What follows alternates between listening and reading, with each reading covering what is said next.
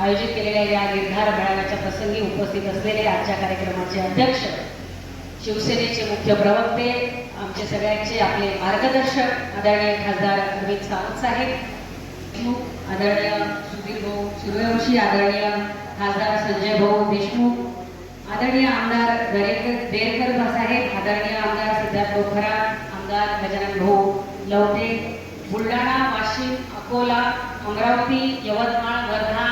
शिवसेनेच्या वतीनं आम्ही सगळे तुमच्या सगळ्यांच्या संमतीनं यापुढे निश्चित करू अशा प्रकारचा विश्वास देतो आणि आमच्यावर ती म्हणून कुठली जबाबदारी साहेब आपण द्या. सर्व जिल्ह्याचे जिल्हा प्रमुख, महिला आघाडी, युवा सेना, किसान सेना आणि इतर सर्व संलग्न असलेल्या सर्व संघटनांचे सर्व जिल्हा प्रमुख, तालुका प्रमुख आणि या ठिकाणी उपस्थित असलेले सर्व या 6 जिल्ह्यामधून पश्चिम विदर्भातून या ठिकाणी उपस्थित असलेले सर्व सन्माननीय शिवसेनेचे सर्व पदाधिकारी, कार्यकर्ते, बंधू आणि भगिनी, सगळ्यांना जय महाराष्ट्र.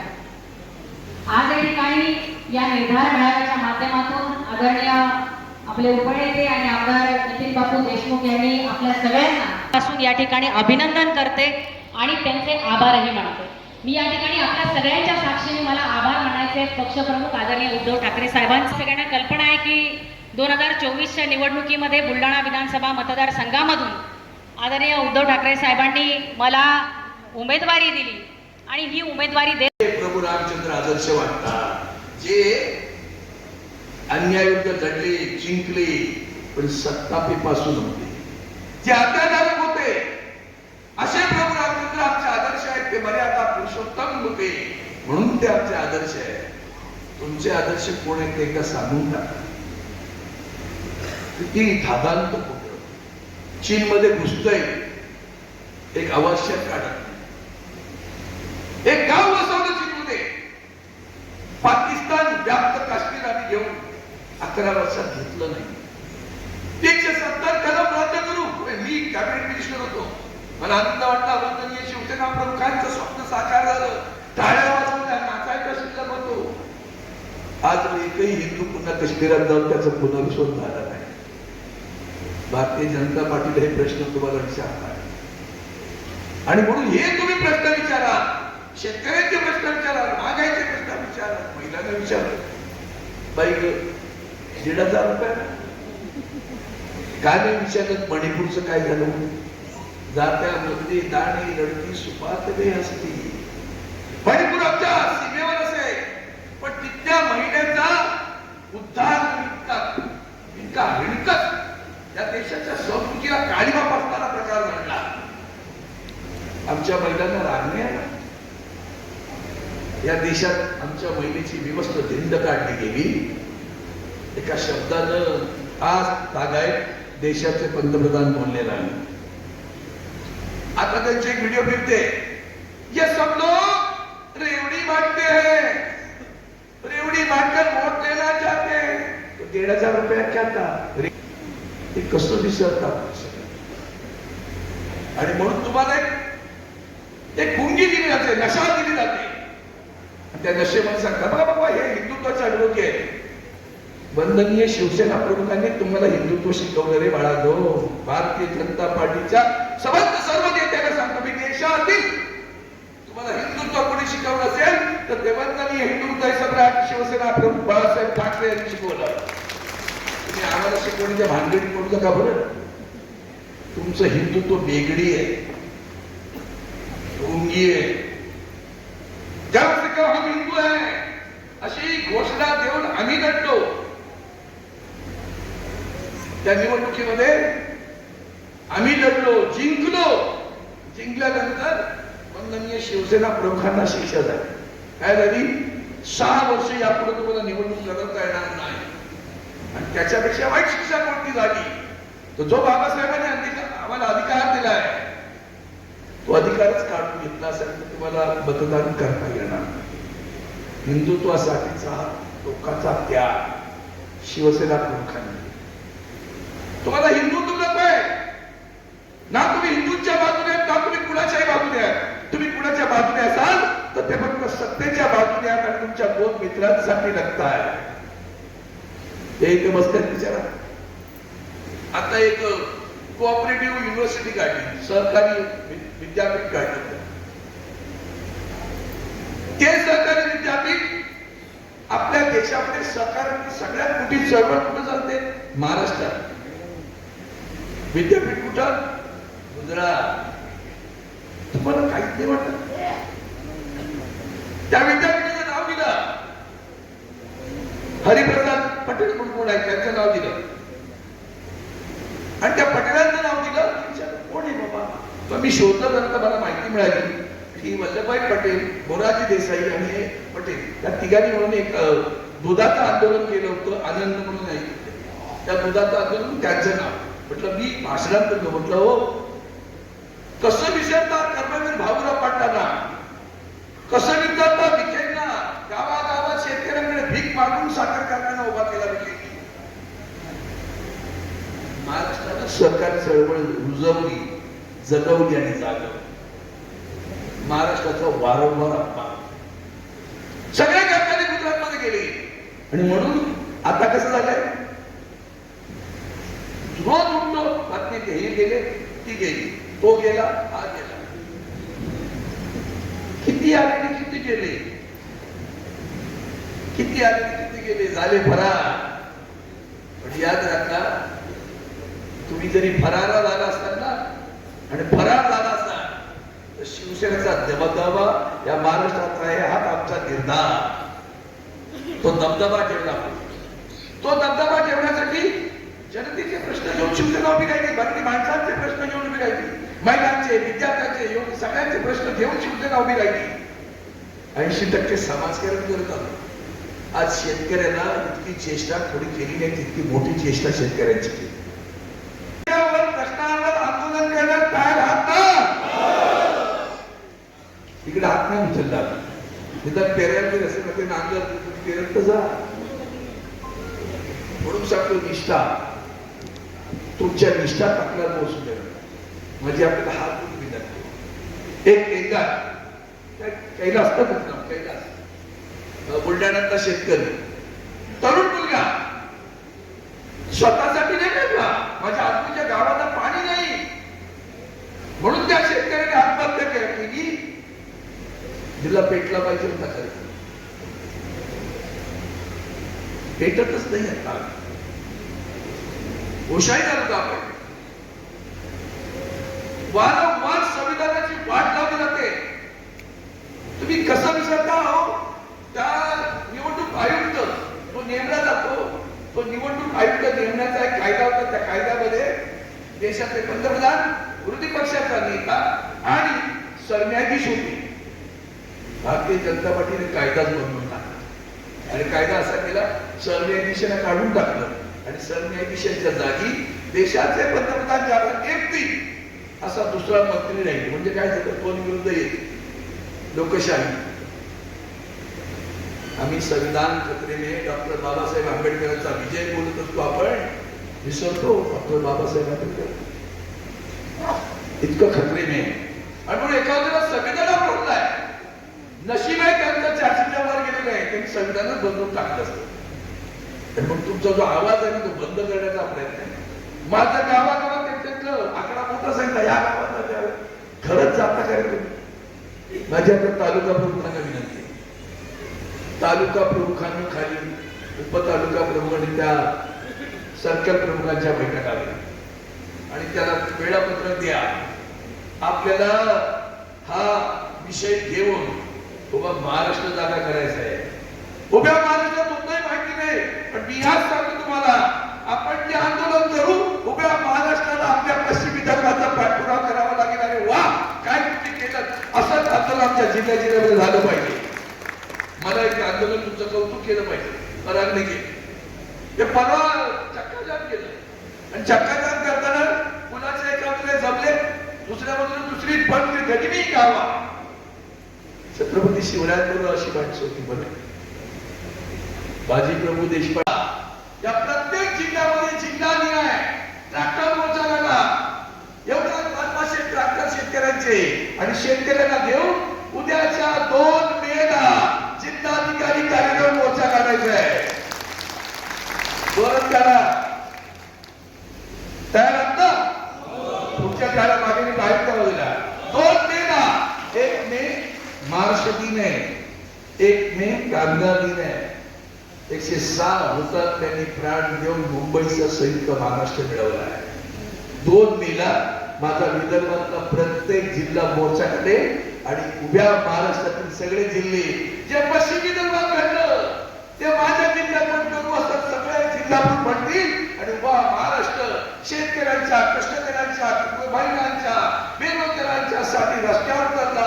शिवसेना उद्धव बाळासाहेब ठाकरे पक्ष रस्त्यावर चाललाय, न्याय देण्यासाठी उतरलाय. त्या न्यायाच्या या मोर्चामध्ये आपण सगळेजण सामील व्हा अशी अपेक्षा बाळगतो आणि तुम्ही यशस्वी करून दाखवा असा विश्वास व्यक्त करून आपली रजा घेतो. जय हिंद, जय महाराष्ट्र. तुमची जगाच्या बाजारात किंमत कमी होते बरं का.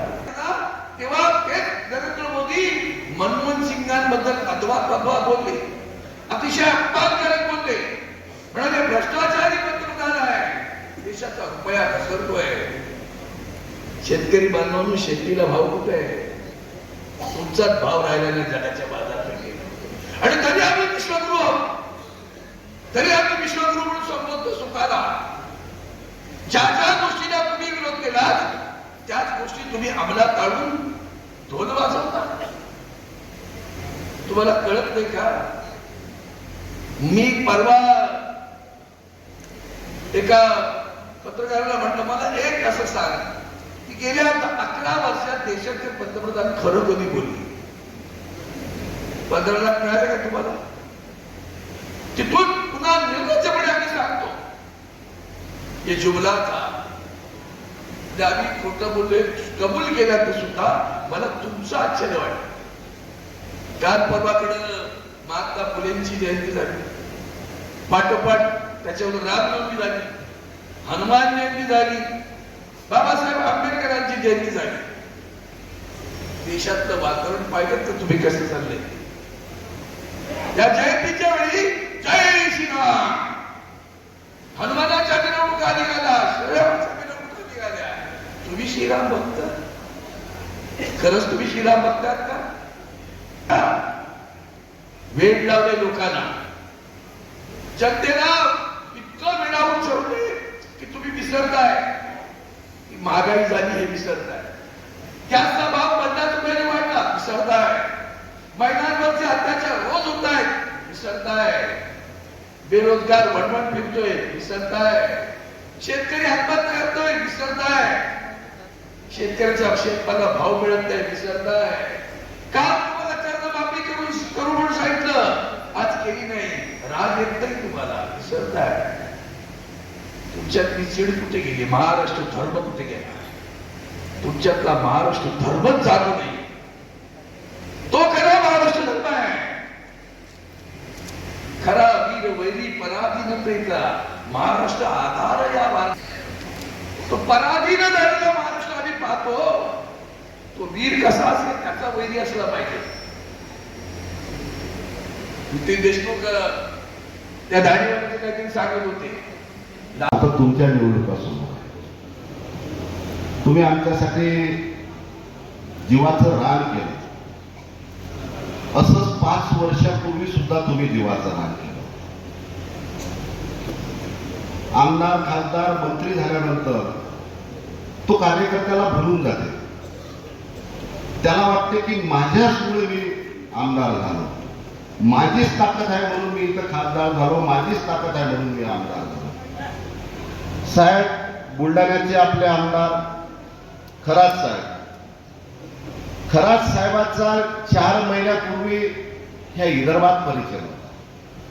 बुलढाणा जिल्ह्यात त्यांच्या क्षेत्रामध्ये परिचय होता. 4 महिन्यापूर्वी खरात साहेब महाराष्ट्राच्या मंत्रिमंडळ विधानसभेमध्ये उपसचिव म्हणून काम करत होते. त्यांनी ऐन वेळेवर राजीनामा दिला आणि राजीनामा दिल्यानंतर ह्या बसलेल्या कार्यकर्त्यांनी त्यांना आमदार केलं. हा महाराष्ट्र, हा देश, हा प्रभू रामचंद्राचा देश आहे. ज्या प्रभू रामचंद्रांनी आपल्या आई वडिलाच्या शब्दावर 14 वर्ष वनवास केला, त्या प्रभू रामचंद्राचा देश आहे.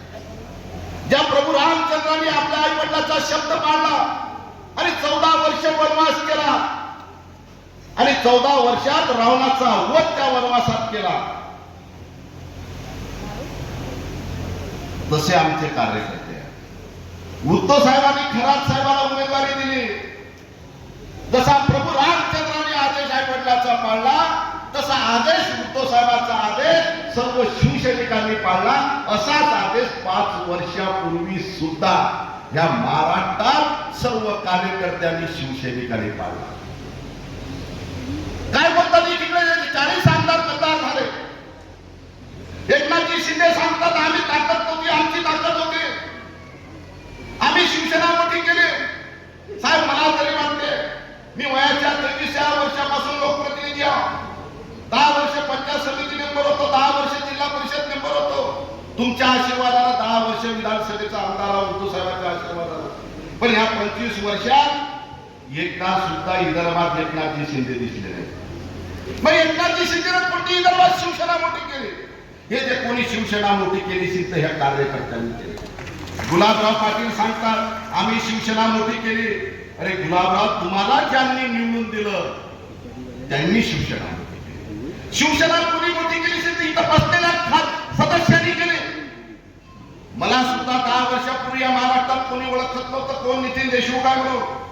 ज्यावेळेस सावंत साहेबांनी माझी उद्धव साहेबांजवळ शिफारस केली, जेव्हा उद्धव साहेबांनी मला उमेदवारी दिली, तेव्हा हा नितीन देशमुख आमदार झाला. नाही तर नितीन देशमुख निवडणूकच नसता लढला. हो, या सांगायच्या गोष्टी आहेत. खरात साहेब निवडणूकच लढले नसते, खरात साहेबांनी छातीवर ठेवून सांगा की मला पक्षाने उमेदवारी दिली नसती तर मी निवडणूक लढलो असतो. मला जर पक्षाने त्यावेळेस उमेदवारी दिली नसती तर मी निवडणूक लढलो नसतो आणि आज आमदार झालो नसतो. कार्यकर्त्यानं जीवाचं रान करणारा कार्यकर्ता आहे. आता त्या कार्यकर्त्यासाठी आम्हाला जीवाचं रान करणार. 2 महिने झाले मला सावंत साहेबांच्या उद्धव साहेबांच्या आदेशानं 3 जिल्ह्याची जबाबदारी मिळाली. उपनेता म्हणून बुलढाणा, वाशिम, बुलढाणा, अकोला आणि अमरावतीची जबाबदारी मिळाली. वास्तुस्थिती पाहता मला मतदारसंघ 16 नाही वाटत. पण मी निर्धार केला येणारी निवडणूक लढायचं काम पडलं नाही तर चालेल, परंतु या 3 जिल्ह्यात जीवाचं रान करायचं आणि येणाऱ्या भविष्यात विधानसभा जिल्हा परिषदवर शिवसेनेचा भगवा फडकायचा. खासदार साहेबांनी त्यांच्या भावना व्यक्त केल्या. मी त्यांच्या भावनाशी सहमत आहे. पण कदाचित त्यांना कल्पना नसेल माझ्याकडे 3 विधानसभेत 3 जिल्ह्याची जबाबदारी आहे. आणि 3 जिल्ह्याची जबाबदारी असताना ह्या नेतार मेळाव्याची जेव्हा सावंत साहेबांनी आणि जेव्हा उद्धव साहेबांनी परमिशन दिली, 6 तारखेला या 3 जिल्ह्याच्या जिल्हा प्रमुखाची बैठक आम्ही अकोल्याला घेतली. शाखा प्रमुख, शाखा प्रमुखाचा सेनापती, जे पंचायत समितीचा सर्कल प्रमुख, पंचायत समितीचा सर्कलचा सेनापती, जिल्हा परिषदचा सर्कल प्रमुख, जिल्हा परिषदचा सर्कलचा सेनापती, तालुका प्रमुख, तालुका प्रमुखचा सेनापती, उपजिल्हा प्रमुख, उपजिल्हा प्रमुखचा सेनापती, जिल्हा प्रमुख, जिल्हा प्रमुखचा सेनापती, संपर्क प्रमुख, संपर्क प्रमुखचा सेनापती, पक्ष प्रमुख. ह्या संघटनेनं जेव्हा आपण चाललो, साहेब अनेक खासदार आमदार या जनतेने निर्माण केले. खासदार आमदार पक्ष सोडून जाते, पण हा तुमचा कार्यकर्ता कधी पक्ष सोडून जाणार नाही, कधी जाणार नाही. हा तिथंच बसलेला आहे. अनेक लोकांच्या मान सन्मानाच्या गोष्टी निर्माण होतील. आपण अनेक ठिकाणी पाहतोय 40 आमदार जे सांगतात की उद्धव साहेबांनी कधी आमच्या बैठका घेतल्या नाहीत, कधी आम्हाला भेटत नव्हते. बंधूंनो, मी आमदार होतो, दर महिन्याला का 8 दिवसातून तर कॅबिनेटची बैठक होते. कॅबिनेटमध्ये ते रंगाबिल्ला सगळेच होते, गुलाबराव पाटील सर्व होते. कॅबिनेटमध्ये तुमचे मुख्यमंत्र्यांसोबत भेट होत होती. फक्त हे सत्तेच्या लालचमध्ये आणि ईडीच्या कारवाईमुळे फरार झाले, जेलात जायला गेले. हो, संजय राऊत साहेबांसारखाचा आदर्श आपण घ्यायला पाहिजे. ते जेलात गेले म्हणजे काय, साहेबांचा आदर्श घ्यायला पाहिजे. साहेबांना जसा एक शब्द उद्धव साहेबांनी दिला आणि केंद्रीय मंत्रिपदाचा राजीनामा दिला आणि संघटनेसाठी उन्हात तानात दिवस रात्र फिरतात. जेव्हा मी आमदार होतो तेव्हा 5 मेला साहेबांना भर उन्हात 46 डिग्रीमध्ये शेतकऱ्यासाठी आंदोलन केलं होतं. साहेब तसंच आता तुम्हाला 46 डिग्रीमध्ये पुन्हा ह्या विदर्भात यायला लागते. साहेब विदर्भात आम्ही कुठं कमी नाही पडलो. तुम्ही आम्हाला 7 उमेदवार हे विदर्भामध्ये दिले. 7 पैकी या विदर्भात 4 उमेदवार तुम्हाला विजय करून दिले. 1 उमेदवार खेडकेते फक्त 800 मतांना पराभूत झाले. तुम्ही या विदर्भामध्ये 2 उमेदवार लोकसभेला दिले. एक उमेदवार लोकसभेमध्ये आपले विजयी झाला सचिवच्या रूपाने, दुसरा उमेदवार नरहू खेडकर फक्त 29,000 पराभूत झाले, फक्त 29,000. म्हणून आम्ही विदर्भामध्ये आपल्या शिवसेनेत कुठे कमी नाही. तरी आज सर्व विदर्भातले शिवसेनेचे पदाधिकारी ह्या निर्धार मेळाव्याला उपस्थित राहिले, त्याबद्दल सर्व पदाधिकाऱ्यांचं तुम्ही आमच्यासाठी जीवाचं राज केलं. परंतु या निर्धार मेळाव्यामध्ये सावंत साहेब तुम्हाला आंदोलनाची रूपरेषा देतील. शेतकऱ्यासाठी प्रचंड आंदोलन आहे पश्चिम विदर्भामध्ये आपल्याला निर्माण करायचं आहे. सावंत साहेब तुम्हाला तारीख सांगतील. मी तर साहेबाला म्हणतो आजच तारीख आपण सांगा. आजच सर्व पदाधिकारी इथं आहेत. 10,000च्या वर प्रत्येक जिल्ह्यात मोर्चा शेतकऱ्यासाठी निघल्याशिवाय हा विदर्भात राहणार नाही. 2014ची आपण कर्जमाफी साहेब आम्ही बघितली. आम्ही ग्रामीण भागात राहत असताना देवेंद्र फडणवीसनी 2014ला जे कर्जमाफी केली, अक्षरशः फसवी कर्जमाफी दिली. त्या पश्चिम विदर्भातले 1,00,000 शेतकरी साहेब, 1,00,000 शेतकरी जे पात्र असून सुद्धा त्या शेतकऱ्याला अद्यापर्यंत कर्जमाफी मिळाली नाही, पात्र असताना सुद्धा.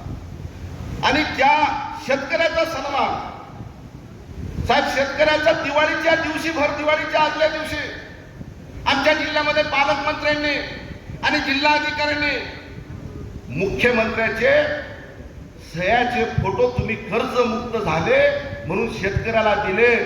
मुख्यमंत्र्याच्या सहीचं प्रमाणपत्र कलेक्टरने दिलं, पालकमंत्र्यांनी दिलं. ते प्रमाणपत्र दिलेल्या सध्या शेतकऱ्याला अद्यापर्यंत कर्जमाफी मिळाली नाही. कशाचे प्रमाणपत्र दिलं? त्या शेतकऱ्याचा पती पत्नी सह त्यांनी सन्मान केला की आम्ही तुमचा सन्मान करत आहोत, तुम्ही आजपासून कर्जमुक्त झाले.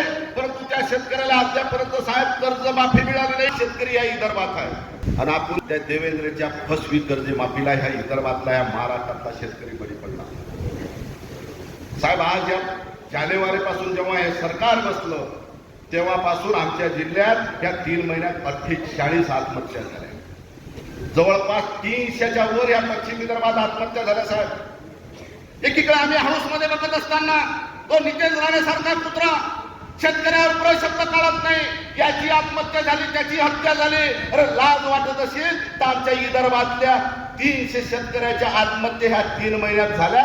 याच्याबद्दल एक विदर्भातली विनंती आहे, जेव्हापासून हे महाराष्ट्रातलं रंगाबिल्लाचं सरकार या महाराष्ट्रात बसलं तेव्हापासून किती या विदर्भात आत्महत्या झाल्या ते तुम्ही दाखवा. म्हणून आपल्याला जर आंदोलनाचं शेतकऱ्यासाठी करायचं असेल तर आपल्याला जीवाचं रान करावं लागेल, रात दिवस एक करावं लागेल, कारण की आपण शेतकऱ्याचे पुत्र. म्हणून साहेब आता हे तारीख घोषणा करते आणि तारीख घोषणा केल्यानंतर साहेब तुम्हाला आम्ही शब्द देतो की ह्या पश्चिम विदर्भामध्ये जवळपास 5,000 गावात शिवसेनेचा पदाधिकारी शेतकऱ्याच्या बैठका घेतली. 5,000 गावामध्ये त्याचं नियोजन कशा पद्धतीने करायचं त्याचा आराखडा आम्ही 3 जिल्ह्यातल्या जिल्हा प्रमुखांनी बसून केला. आम्ही बुधवार दोन अनुभव, आम्ही अमरावतीचे जिल्हा प्रमुख सर्व बसलो आणि आराखडा तयार केला. कशा पद्धतीने तुम्ही तारीख द्यायची आणि 5,000 गावामध्ये कशा पद्धतीनं शेतकऱ्याच्या बैठका घ्यायच्या. 5,000 गावामध्ये आम्ही साहेब प्रत्येक शिवसेनेचा पदाधिकारी जाईल आणि 5,00,000 शेतकऱ्याची संवाद हा इथं बसलेला सर्व पदाधिकारी साधेल. मग याचं नियोजन आम्ही त्या पद्धतीने केलं. जो जिल्हा परिषदचा आमचा सर्कल प्रमुख आहे त्याच्या अंतर असलेले जेवढे 20 गाव आहेत त्या 20 गावामध्ये जाईल आणि प्रत्येक शेतकऱ्याच्या बैठका घेईल. बाबा रे, आपल्याला कर्जमुक्त व्हायचं असेल तर या आंदोलनामध्ये सहभागी व्हा.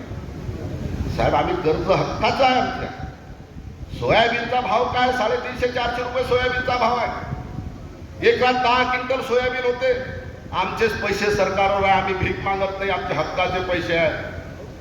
देवेंद्रनी कर्जमाफीची घोषणा केली होती, आता कर्जमाफी द्यायला तयार नाही. बंधूंनो, आंदोलनाच्या माध्यमातून संघटना आणि आंदोलन दोन एक नाण्याच्या बाजू आहे.